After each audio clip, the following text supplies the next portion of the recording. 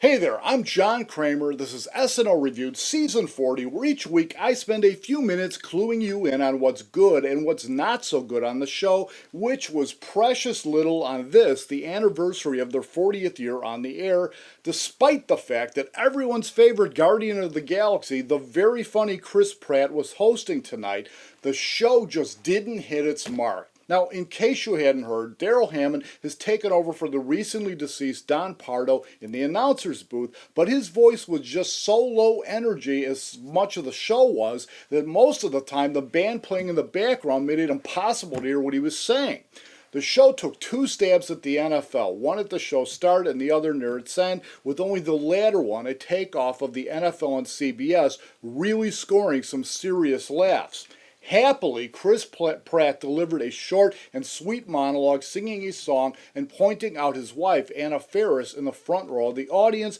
after which they cut to yet another forgettable parody commercial of yet another ED drug, this one called Cialis Turnt. I was also really disappointed in the next bit, which involved the kids' action figures coming to life, and this looked like it was going to be great, but quickly turned into a dumb masturbation bit, which I'm sure will be big with the 14-year-old demographic they're going after. Next came a pointless scene about an animal hospital where all the animals died and where the cast got to do bad southern accents, resulting in very little humor, and now you're probably thinking that I hated everything on the show, but it's not true, because I love the Marvel Can Do No Wrong film, which was brilliant and totally validated Chris Pratt as the show's host.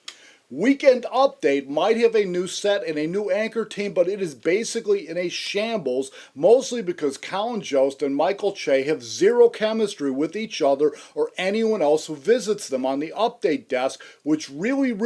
has me appreciating the fantastic work that everyone from Jimmy Fallon and Tina Fey and Seth Meyers and Cecily Strong did on that segment over the years. Now, Leslie Jones was awesome as their first guest, and Peter Davidson was great as their last guest, despite the fact that there was next to no interaction between them and the two anchors, so that they were essentially just doing stand-up bits. But what really killed me was when Cecily Strong returned to Weekend Update with her fantastic character, the girl you wish you hadn't started a conversation with at a party, and got nothing back from Michael Che, as opposed to the incredible report she had with Seth Meyers, so that the bit was a shadow of what it used to be. To make matters worse, Jost and Che were given some fantastic material to work with, especially the cheer up President Obama bit, but were so stiff and lifeless that they dragged the jokes down with them.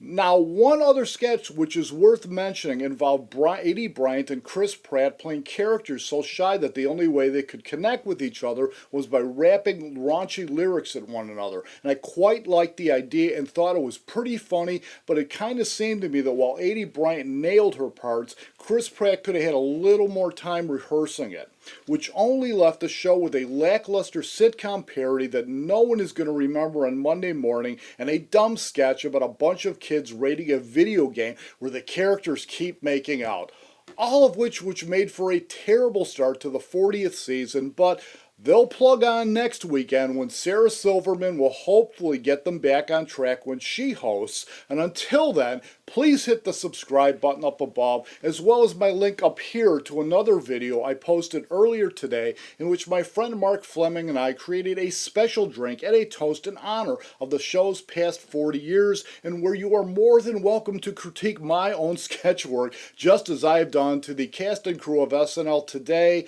And until then, I will hopefully see you back here next Saturday.